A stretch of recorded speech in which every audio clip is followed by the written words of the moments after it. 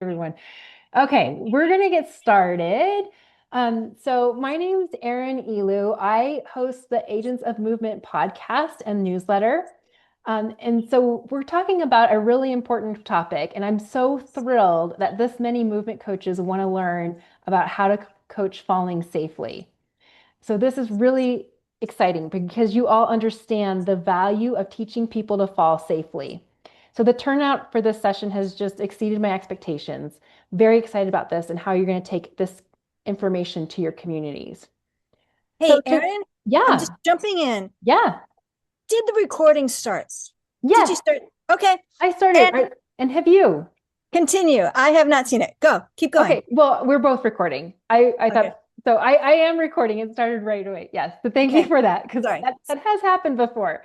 I am recording.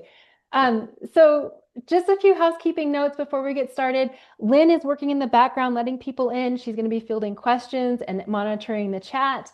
Um, this is such a large group. So if you have any questions, Barb will be answering questions, but put those in the chat, and then we'll have time that we'll field questions. And there is a recording for today's webinar. So if you miss any part of today's webinar, you will be sent a recording link. So let's to get introduced to our presenter. I'm going to talk to Barb. She is a keto practitioner. She's an ACE certified personal trainer.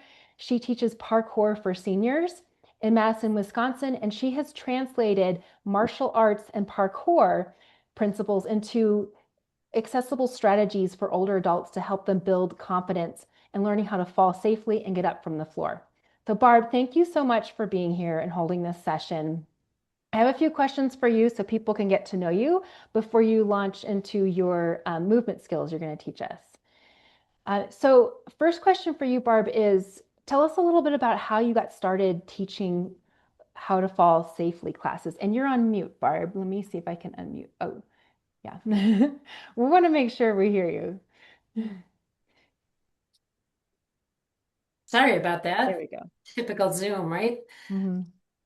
Thank you so much, Erin, for having me. I can't tell you how excited I am that so many people want to practice falling and learn about coaching falling.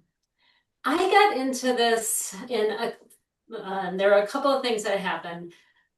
Several years ago, I was approached by somebody at Aikido who also trains at our local Madison Circus space. And he said there was somebody at the circus space who asked him if he knew anyone who could teach her how to fall, excuse me. And that was Hildy Fien. Erin has interviewed Hildy. She's a low flying trapeze instructor. She's now my low flying trapeze instructor, actually. And so that was the first bit. And the second bit is I got involved with a group called Safe Communities. They're this amazing group in Madison that deals with injury prevention in regards to top causes of death in Wisconsin. And those are suicide, traffic crashes, drug overdose, and falls amongst older adults. And in fact, Wisconsin is the leader in deaths from falls amongst older adults. So I heard that and I talked to Hildy and I thought, I think I have something to offer here. So the first thing that happened is Hildy and I created a very short curriculum to teach her students, her low-flying trapeze students, how to fall, to give them a practice. And we did that once or twice, and then lockdown happened, and you know what happened after that. So that was the end. And then fast forward to 2023, and Hildy got four of us together, myself, Susan Frickin, um, a woman, I believe her name is Katrina, and then Hildy. The four of us got together and created something called Movement Starters. That was over 4 months, just one time a month. We each took a month. And I did the Learn to Fall Safely. Susan Frickin taught parkour for seniors. Hildy did low flying trapeze, and Katrina did a Feldenkrais class. And that was all at our Madison Circus space, where we have a huge variety of mats, different heights, different shapes, different softnesses. And at the end of the hour, it was only an hour of that, I said, this is great, but you really have to continue to practice this. You don't learn it in an hour. and they asked me how that was going to happen because none of us have those mats at home. So that was the beginning of my deciding to do the 4-week curriculum. Great. Oh, thank you so much. And tell us a little bit about your professional background that brought you here. Yeah, so I got my ACE personal training certification, I believe, in 2006. But at the time, I was working a full-time job unrelated to the fitness industry, and I just didn't have the time or energy to devote to that. But I kept up my certification, and I've always been interested in fitness. And in 2022, I retired from that particular career. I don't like to use the fact that I'm retired because I don't feel retired, but I retired from that career, and then I had more energy to put into this. And I got trained as a TRX instructor, and I started thinking about how to create this particular class. And also I got involved, to my great fortune, with the Parkour for Seniors group with Susan Frickin and Shelby Copeland and Darcy Olson. And I took a coaching training from Movement Creative with Jesse and Christina last fall. So all of those things contribute to what I do now. Excellent. Thank you so much. And tell us a little bit about how you structure your classes for older adults. Like, what equipment do you have? What spaces are you using? I taught it in 2 places. First, it was at the Madison Circus Space, which has this lovely wooden dance floor and all the mats I mentioned before. And now I'm teaching it at our Aikido space, which has one huge, beautiful mat, but it's all one level. And they're both great and different. And I can't say one is better than the other. They're just different. I don't bring a lot of equipment. I use what's in the room, and I will show you this today. I have a parkour trainer I sometimes bring, and stuffed animals. And usually and chairs in the room for people who want to sit down or use a chair to get up. That's pretty much it. Okay. And is there like a certain ability level that you're teaching to, or who do you look for to join this Yeah. group? In our classes, we do require people to be able to get back up and down off the ground independently. They can use a chair, they can use a wall, they cannot use an assisted device or need to use another person because we just don't have enough help in the room. It's been my dream to work with physical therapy students or occupational therapy students, but it just hasn't happened. So they do have to be able to get up and down off the ground. Okay, great. And then for everyone that's on this call, how can they get the most out of today's session? Yeah, I would say have some space to move. I will be showing you actual falls, and if you can do that, that's great. But minimally, if you can move in your space, that will make me happy because we should all be moving. Okay, excellent. All right, Barb, Hey, I'm going to jump right in. Okay. Sorry, I'm going to jump in again. Hi, Mhm. this is Lynn. It turns out that not everyone is seeing Barb as spotlit on their screens. So what I recommend is if you're not seeing Barb, because Barb is spotlit on our end. So if you're not seeing Barb large on your screen, go ahead up to the top of your screen, your individual screen, and click speaker view. And when you click speaker view, then Barb should come and fill your entire screen. Okay. Thank you, Lynn. Yep. Thank you. Okay. And let Lynn know if that's not working, but Barb, I will let you take it away. Okay. So I have notes because I don't have a good memory, so I'm using my notes. A couple of things I didn't say that I want to say is a really important statement I say at the very beginning of every session, every multi-week session, is it's not that I want people to fall unless they have a falling practice like I do in Aikido. We do a lot of falling. But when we fall, I want you to have the least amount of injury possible. We might get injured. We might we'll probably have bruising and soreness, and we might have road rash, and we might even break something. but I'm trying to get people to be comfortable enough that they can avoid the head injuries, the broken hips, the devastating injuries that take away our independence. And this is something that I say repeatedly throughout the sessions because I don't want them to think that because they're practicing, they won't get injured. We just don't know that. So that's the first thing. And let's see, I talked about that already. In the very first class, first session, we do introductions. We ask people why they're there. We also ask them if there's anything that we need to know about their physical bodies that they'd like to share with us. And that helps us know how to help people. And sometimes I like to bring this up because it happens a lot in classes.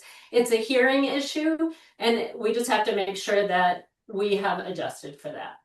But as you might expect, we get people with artificial joints and varying other things. And there's a parkour principle I really love called observation is participation. And we do that in Aikido too.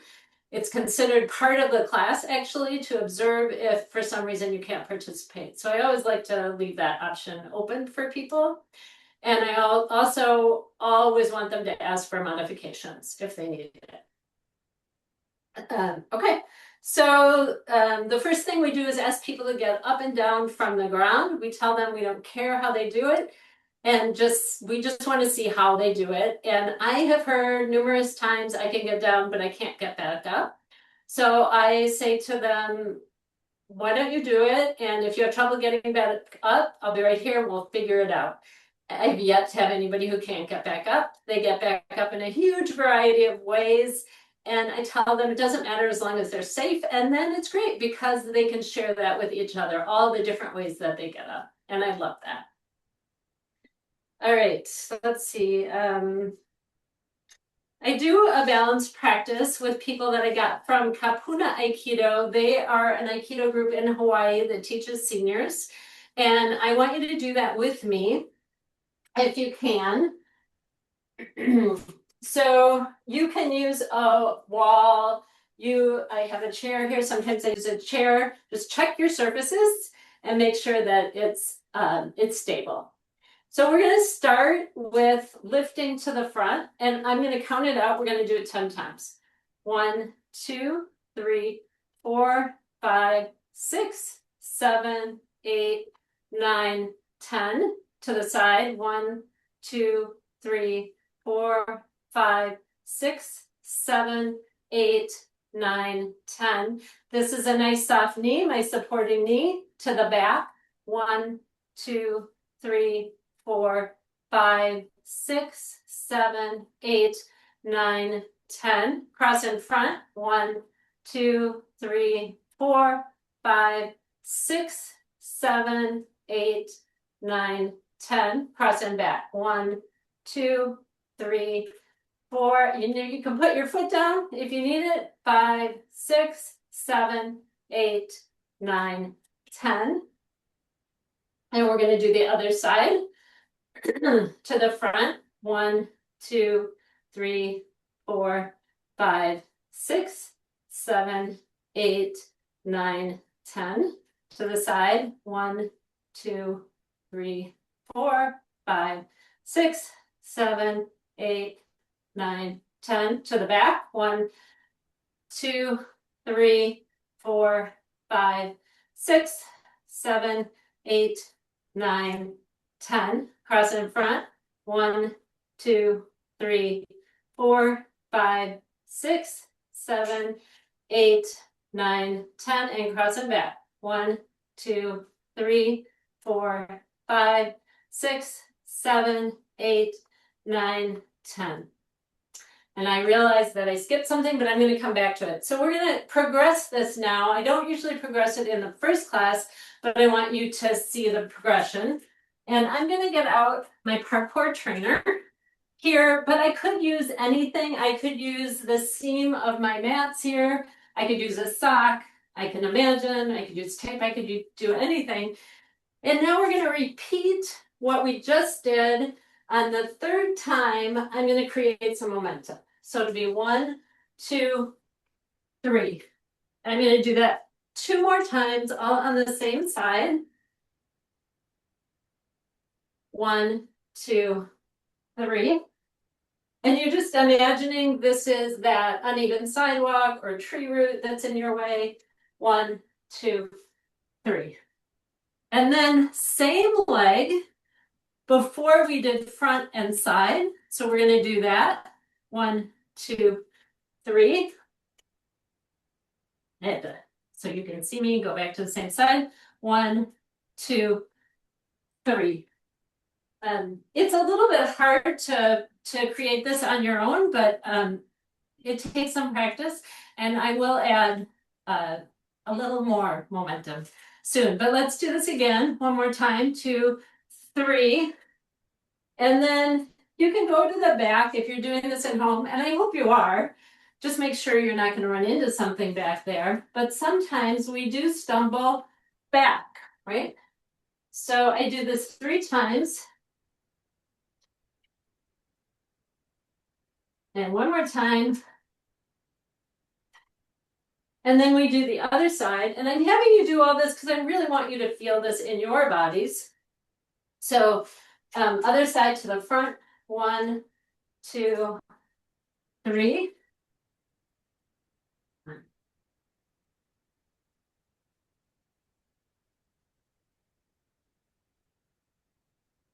And then this side. 1, 2, 3.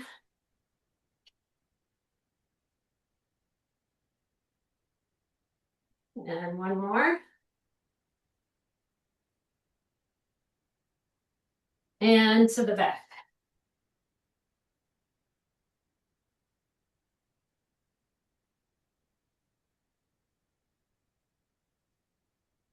And you can do the cross in front and the cross in back. I don't typically do that with them, but you can certainly do that. Crossing it back is really challenging. And then let me move this out of the way. And what I meant to do even before this is a squatting practice. So we're going to squat and talk about the fact that when we squat, we're softening at our ankles, at our knees, at our hips. Softening everything. So when we fall, if we've practiced our squats, we're lower to the ground. And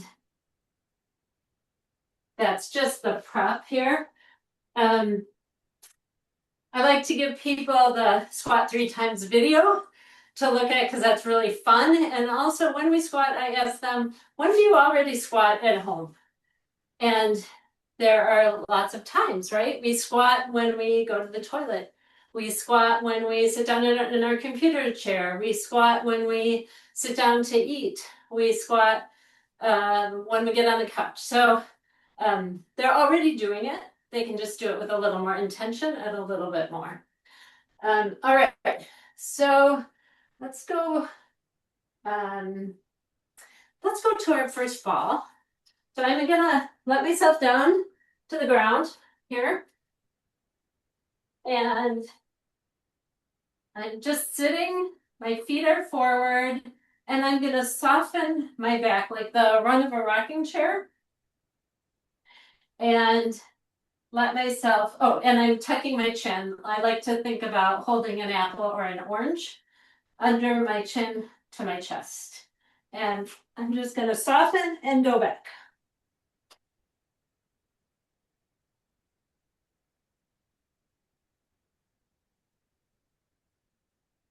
And this is your first fall. It's rocking back. Nice and soft here.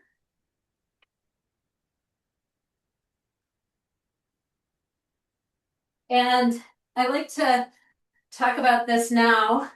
I want to be sure that I'm careful with my hands. I don't want to stop myself with my hands or with my elbows. Because if you imagine that I've taken a fall from my fall height and I stop myself, that's possible breaks, right? I don't want to stop myself that way. So I like to have this practice with my hands in front. I cross my legs because that's my training. They don't have to do that.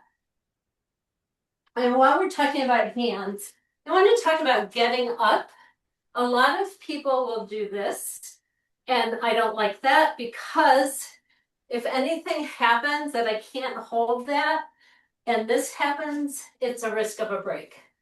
So here, if at all possible, we have some people sometimes with arthritis that they really can't, but I have arthritis in my thumb and I can do it. Most people can do it.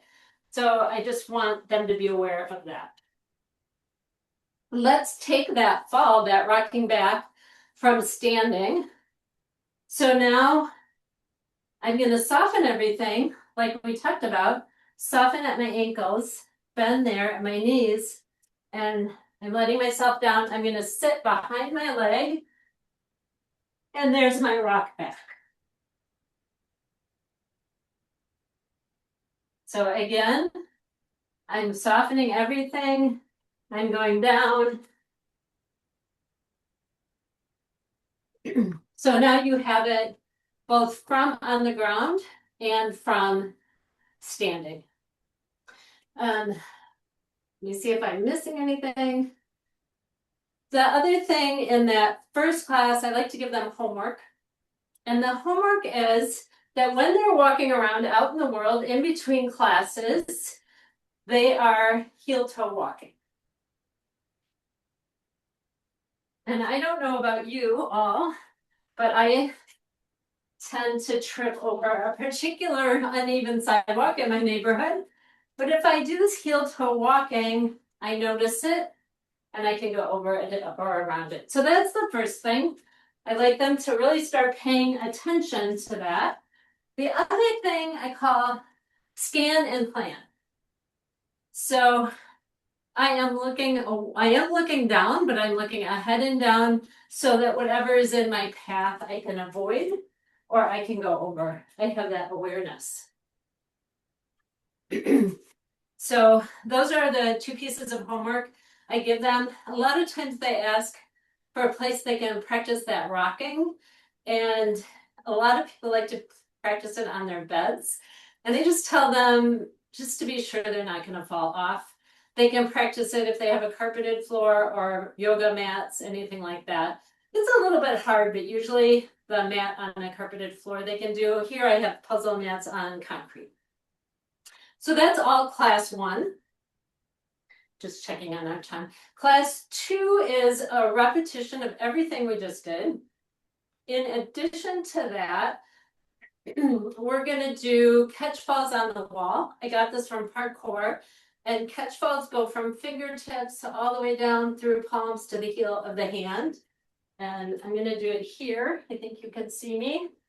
And so fingertips, fingers, palms, heel, and down. It's almost like a forearm push-up, but not quite. Here. And then you can take it, I think you can see this. You could take it to a chair. Again, check your surfaces, parkour principle. Here. I can do it here. But we're going to take it actually all the way down to the ground. So I'm going to start on my knees. And there we go.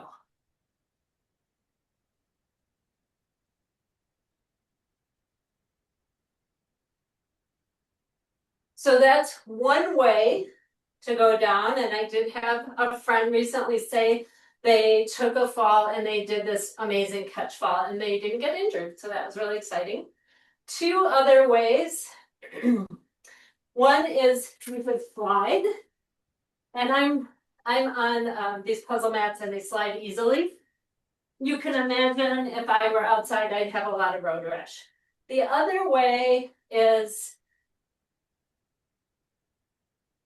this way, which takes a bit more energy. I'm spreading the weight all the way from my fingertips all the way to my elbows here. And with our rocking back, we tucked our head, but now we can't tuck our head. We're either going to turn it to the side or keep it up a little bit. Here. I already have a big nose. I don't want it to be any bigger, so I want to keep it up off the ground. Or turn.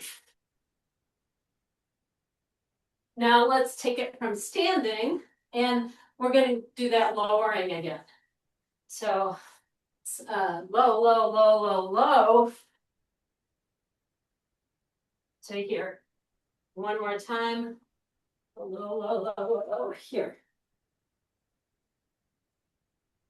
And so now you have your backward fall and your forward fall, and we're going to add an element here. What if, this is a stuffed animal, what if I fall and I'm carrying something? What do I do? It depends what I'm carrying, right? So I'm carrying a stuffed animal.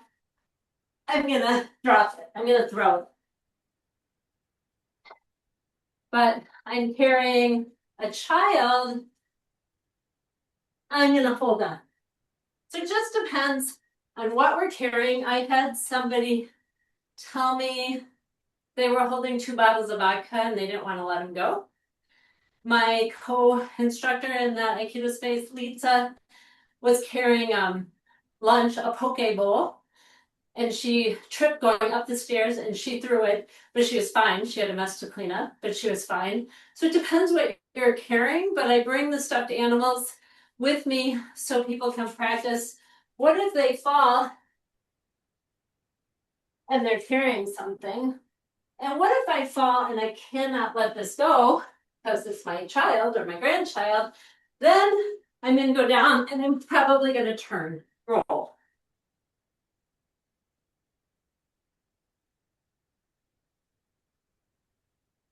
All right, so now we've done back, rocking back. We've done forward falling. Let me see if I've missed anything. Now we're going to do sideways falling, and I divide this up into classes. So the rocking back is the first class, the forward rolling is the second class, and the third class is sideways. And we repeat everything in the first, subsequent classes, we repeat it. So now, this is the hardest one for me to show you in my space, but I'm going to start all the way on my side here. You'll notice my head is up and my palm is down, and I have my arm at maybe a 45-degree angle. I got a pizza slice angle. I have to go a little bit forward. And I'm just going to turn everything this way. So I'm going to reach, reach, reach, reach, reach, reach, reach on the other side. Reach, reach, reach, reach, reach to this side.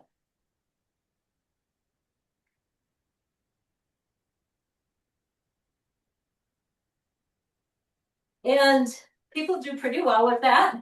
But now I'm going to add some momentum. I'm going to lift up my hips. So here I am. I'm going to lift my hips when I go over. And you'll notice that I don't let my knee collapse and I don't let my arm collapse.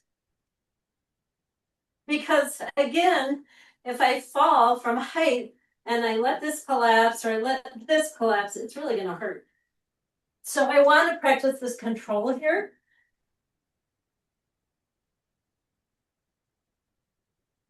The standing fall is the picture that Erin used for the webinar. And I'm going to try to do this slowly. I'm going to let myself down. So soften this knee. This is going in front. And you get to that place. I don't know if I've ever actually gotten as far as people falling from the standing, because just the on the ground, lifting up your hips side to side is actually challenging for people. It takes a lot of core and it takes coordination. But I do want you to see it. So I'm going to show it to you again. I'm going to try my aspirational side. So soften this one. This goes in front and I let myself down. And here I am in that position with my leg up and my arm. So now we've had the rocking back, the forward fall, and the sideways fall. Our fourth class is always review of all of those things and then answering questions for people. If there's something they wanted us to touch on that we didn't. There's two other things I want to talk to you about. Um, one is about health issues and advocacy, and I'm going to tell you a story. We had a class, and I had two friends come to this class. It was the first class of the session, and the second class, only one of them came back. And she said her friend wasn't there because she was on a hike and she was going downhill and she could not slow herself down and she fell and she got injured. And I asked a few more questions and talked to her, and I asked permission to contact her friend, and I got it. And I contacted the friend, and I heard a little more about the story. And the friend said, well, at my age, I guess this is how it's going to be. I won't hike downhill anymore. I'll only hike on the flat. And I really encouraged her to get checked out and just said, if you really, really, really cannot decelerate, then maybe something is wrong. Please get checked out. Well, her friend attributes me to saving her life because she did get it checked out, and there was really something wrong, and they did a surgery, and last I knew she was in good shape. So I am telling you that story because we hear a lot of stories from our participants, and our healthcare system is so challenging, but it's important that people advocate for themselves. So if it seems like something's wrong, please encourage your participants to fight for help. The other thing is a fun skill I want to give you. In Aikido, we call it two-step. And if you're a dancer, you probably do this in some way. And I'm going to show you first. This is what it looks like. If I have Aikido practitioners on the call, this is very familiar to you. So now, if you'll do it with me, I'm going to take that back leg. I have my right leg forward. I'm going to take the back leg forward, do a full pivot. So I'm facing the other way, and my forward foot back. And you'll notice that I'm putting a lot of energy into this back leg, like a shock absorber. I'm going to take the back leg forward, pivot, and step back. Back leg forward, pivot, and step back. And I'd like to have my participants do this because it's a great way to move around in space, to move around people. I was in an airport recently, and you know that feeling where you're going this way and they're going this way and you can't figure out which way to go around? This is a great thing to do to get around them. And it's fun too. So this is a skill that we give people in our classes as well. And then we play with it by putting everybody in the room in a smaller and smaller area. So we start all walking around and doing two-step around the whole room, and then we cut the room in about half, and then in a quarter, and smaller, so they have to go around each other. That is what I have for you today. I hope I didn't forget anything. So I'm open to taking questions.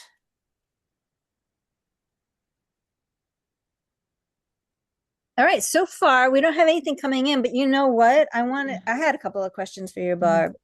Okay, and actually I do have one more thing, but go ahead, Lynn. You said you had your parkour trainer, and I'm thinking that not everybody in the room is going to know what a parkour trainer is, and I was wondering if you could show us what the parkour trainer is. Yeah. Can you see it? It's my light's kind of weird. Mhm. It's a piece of wood. This one has a rubber backing on it, and it's beveled. There are other types. I know Erin has another type, and this is, I don't know, like a foot maybe by 5 inches, and 18 we inches use long. it. Sorry? It's 18 inches long. Oh, thank you. Oh, Darcy, I think that's what they were supposed to be. okay. So Darcy's brother makes them. Darcy, can you say more about it?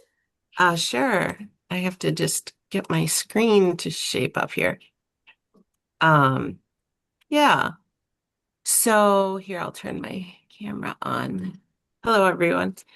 Yeah, so it can be just a regular 2x4. You want it a nice heavier wood is better, and then beveling the edges so that they're a little bit rounded. We have found that not a very dramatic bevel actually works better. The more bevel, the tippier it kind of is.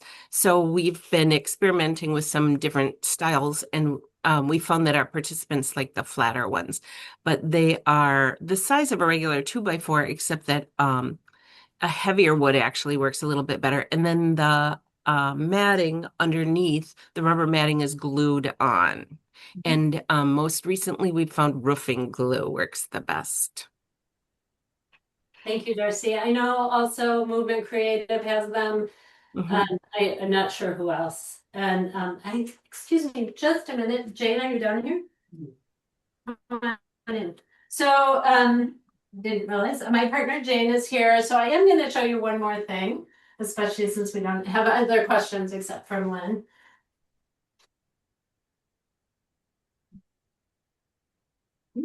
So we're going to go back to that balance practice we did at the beginning. This is Jane. Thanks for being here, Jane, my partner. And I'm going to show you with really momentum. So we'll go this way. And I'm going to do that first thing we did with the forward. And Jane's going to give me a push when I say push. So it'll be 1, 2, push. And here we don't have to create that momentum on our own. 1, 2, push. And we can do that all the directions. 1, 2, push. And one more. 1, 2, push. And if your participants are comfortable, go a little bit later this time, Jane. We're going to do 1, 2, push. And I can do my fall. And let's do one full couple forward. 1, 2, push. And there's my forward fall. It's nice because you have this real momentum from the push. Let's do one more forward. Oh, sorry. 1, 2, push. So you get that idea of a partner giving you the push. Thank you. All right. That's good. Thanks, Barb. We've got some questions rolling in. Okay. Me. Thanks, Jane. Thanks, Jane. So Welcome. to start, on your backward roll, did you choose to rock on the spine rather than on the side or off of the spine? Is that because it's easier to teach or learn, or are you concerned about spinal injury or direct pressure on the spine? This is such a good question, and I'm really glad you asked because I think I can only show you sideways. This is really my training. I was originally taught going back like this. However, it is really nice to go up the side, and then you get that hip up again like we did in the sideways roll. And sometimes if you have people with osteoporosis in their spine, that's what they need to do. They need to go on the side. To go to your question. Great.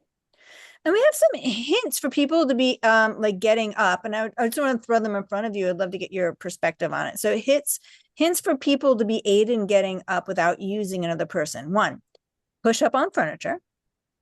2, kneel on the weak side and put the stronger side foot on the ground and push up directly over the stronger side. Yeah. I love those. And something I didn't talk about, but I think I have time, so I am going to talk about is what happens when we do fall down, right? That sudden fall, the last sudden fall I took was on the ASH trail. It was really icy.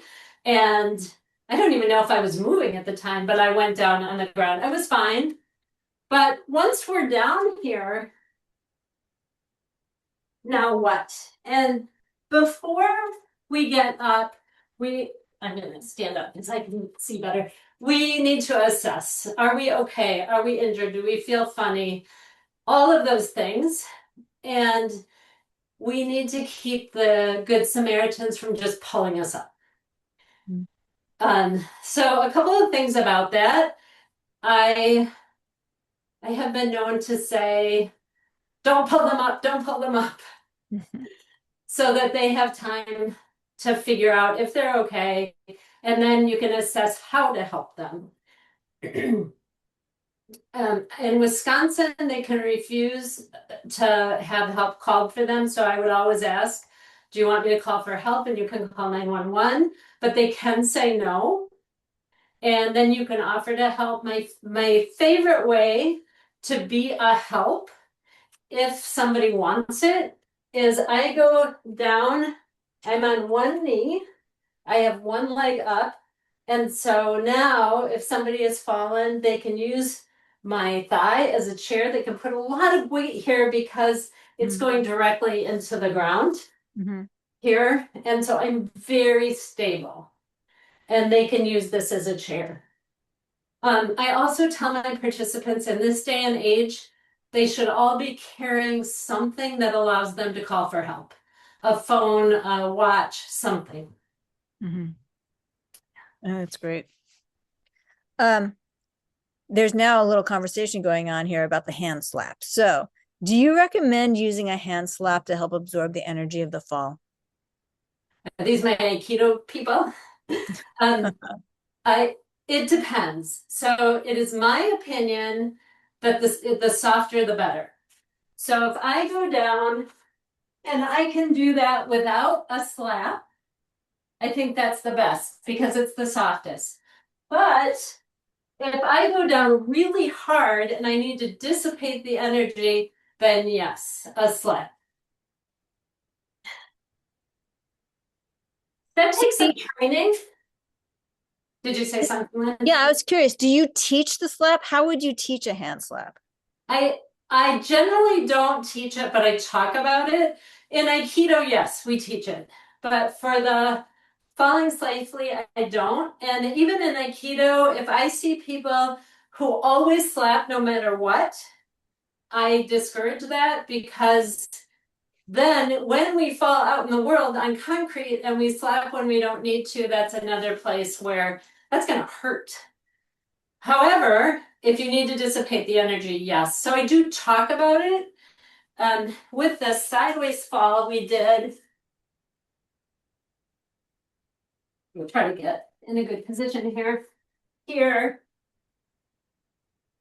Sometimes we do talk about this. And I will tell you that on my puzzle mats here on concrete, when I did that, it stings.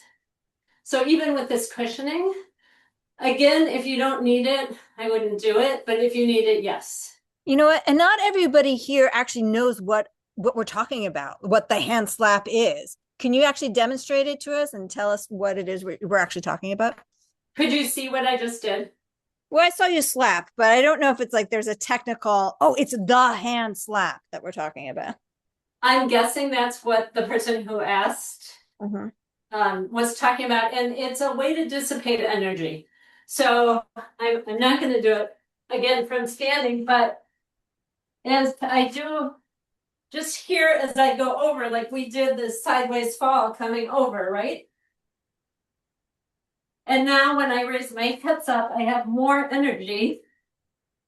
And as I go over, this can be a slap. And it is not just a slap, it goes down and up. Like this. Yep. Can you see it?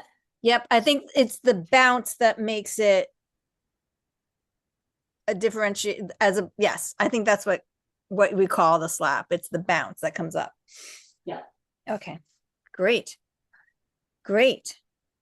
And we're also we've addressed all the questions that are in there right now, but then there's another question that I have because you said something in passing.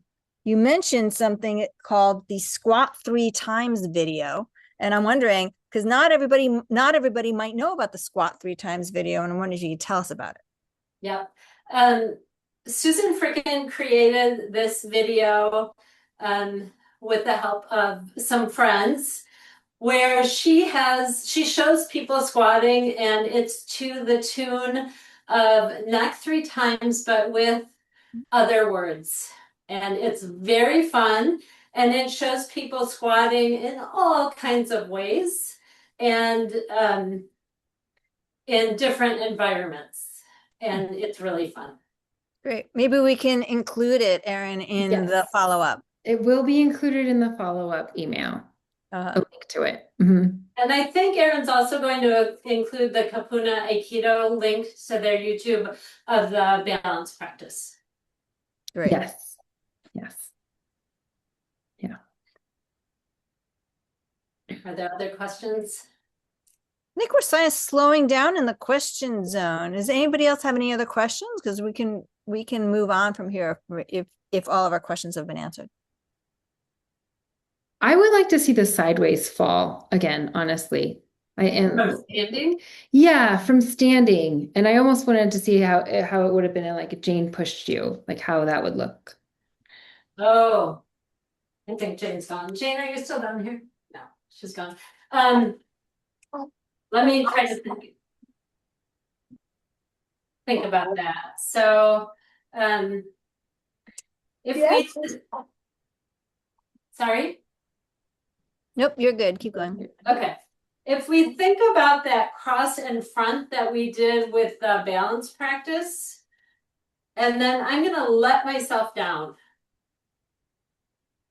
Here. So I'm trying to slow it into, I'm trying to do it in slow motion, which is a little tricky, but here's that cross in front, and then I'm lowering down, and I'm on my side. Okay. Does that help, Erin? Yeah, that helps. I just kind of want to see where you were landing in your body. Okay. Yep. Yeah. We have one more question. Okay. Barb, do you need different type of liability insurance to teach specific falling? Yeah, this is such a good question.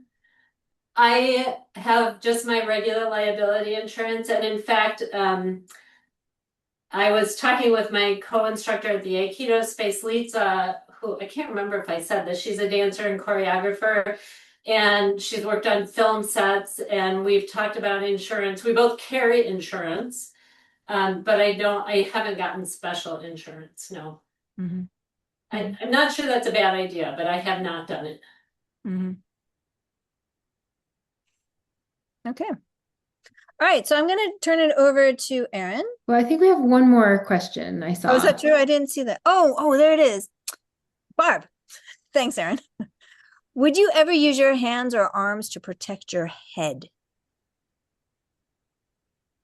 In certain situations, I do. So, not this way, but sometimes when I go down, I will put my arm behind me to check if there's something there. But I rely on the strength in my neck to be able to hold my head up. Mm-hmm. Did that answer the question? Is there more to that question? That is the whole question. And Kate, if you have a follow-up question, let us know. In the meantime, Melissa has a great question here. Would you say that the goal is to get a lower weight? Sorry, I lied. Would you say that the goal is to get to a lower height before falling and spreading out the max surface area? Are there any other key ideas for the falling strategy? Yes, to getting lower. What was the second half of the question? Getting lower height before falling and spreading out maximum surface area. Yes, absolutely. So we talked about, practicing our squats to get us down lower so that I'm not falling from my whole height. And I don't really like this word, but people use this word. So if it works for you, that's great, is crumple.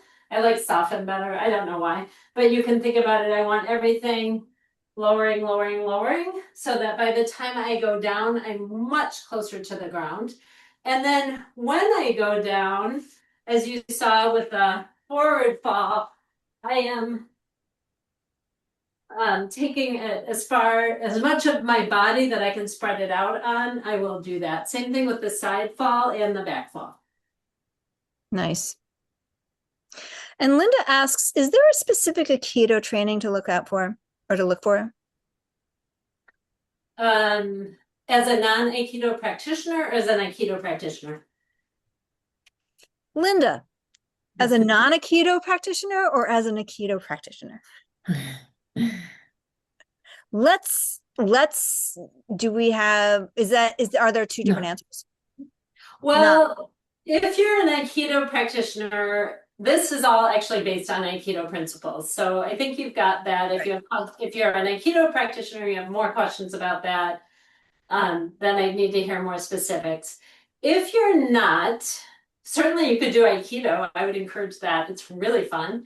But I would say these principles, though I brought them in from Aikido, I feel like you can all run with them. And if you're uncomfortable with the falling from standing, start on the ground. I feel like everybody can do these, everybody here, everybody who's already working with people can do these three, where we go back and come up, where we go down, the catch falls on the wall, and the side fall that starts slowly here. And as you get comfortable doing them, you can add to that. But I believe everybody here can do that. Great. So just to make sure, so I'm not hearing a specific Aikido training to look out for, just Aikido training. Yeah. Okay. Michelle asks, if you're a physical therapist assistant, personal trainer, and sorry, it just jumped. Hold on.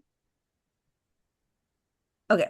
If you're a physical therapist assistant, personal trainer, and a fall prevention specialist with a specialization with fall prevention, can you teach falls like you are going over without additional training? I believe that you can. I believe that we need to stop talking about just fall prevention. Though fall prevention is great, don't get me wrong. I facilitate classes on fall prevention, and the Safe Communities does a lot of work with that. But I think we need to change the narrative, because we know that fear is a cause of falling. And if we only talk about prevention, I worry that we are not addressing the fact that we are going to fall. I don't believe any of us are never going to fall again. Exactly. Amen. Amen. All right. And then one last thing, where can we buy the trainer board? Or Erin, do you think we could include so when we do the follow-up, we'll include where to get the parkour trainer board. Okay, great. Yes. Yeah. And I have a question actually. Sometimes I hear from people that they say, oh, falling happens so quick. Like I couldn't react. I couldn't do anything because it happened so fast. Like, what would your response to that be? I'm really glad you brought that up, because what I've heard from people is two different things. When I fall, there's no time. I'm standing here talking to you, then I'm on the ground. It's that fast. I have had people tell me that time slows down and they can plan for a fall. I'm not one of those people, apparently. So what I would say is practice falling. Practice your controlled falls so that when it happens really fast, it's in your body. It's in your body memory. I mentioned that my last fall was on the Ice Age Trail. I went down really fast. I don't even know what happened, except I know it was icy. I was fine. I didn't get hurt. I didn't hit my head, but I couldn't tell you anything else about that fall. So practice. That's what I have to say about that.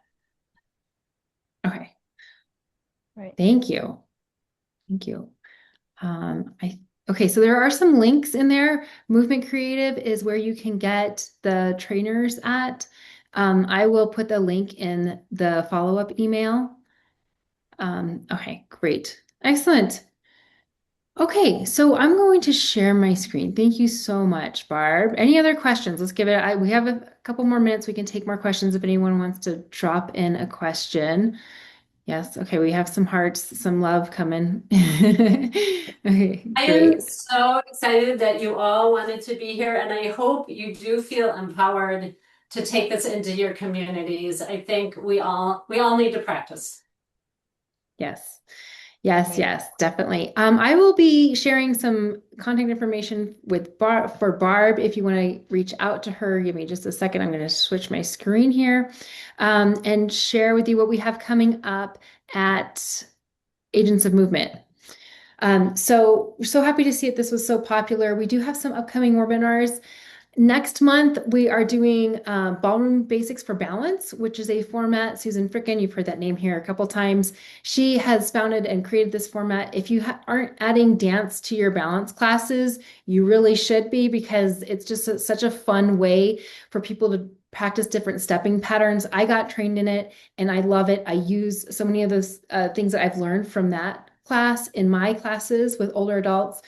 So it's a fun format to try and bring to your classes. And then in April, Barb, myself, Darcy, who you heard from, Susan, and some other people that are training parkour in older adults are doing a training or webinar on April 21st. And we're talking about how we scale the movement skills of parkour and bring it to all abilities. So that is going to be April 21st. You can go to the Agents of Movement website. These are events that you can register for.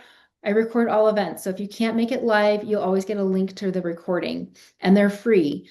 So feel free to check those out. I am working with Movement Creative to get a workshop in March. So stay tuned. If you sign up for the Agents of Movement newsletter, you will get that. So I send out all of my events. Everything is on the Agents of Movement newsletter that comes out every other week. You can get in touch with me here, and then Barb's email is here. And feel free, this will also be in the follow-up email. So feel free to reach out to us. We're happy to answer any questions you may have. I know I've told Barb that I would be interested in doing more training on how to fall and the different scenarios that all can occur with falling. So if you're interested in further training, reach out to Barb, because I think this is something, a really hot topic that those of us that are teaching movement and our coaches want, and our participants want it. I've offered how to fall classes and they're really popular, and I think other coaches have found the same thing. So thank you so much, everyone, for joining us. Really appreciate having everyone here. Yes. All right, thank you. And you will get a link to the recording, and I hope to see you at another Agents of Movement event. Thank you, Erin.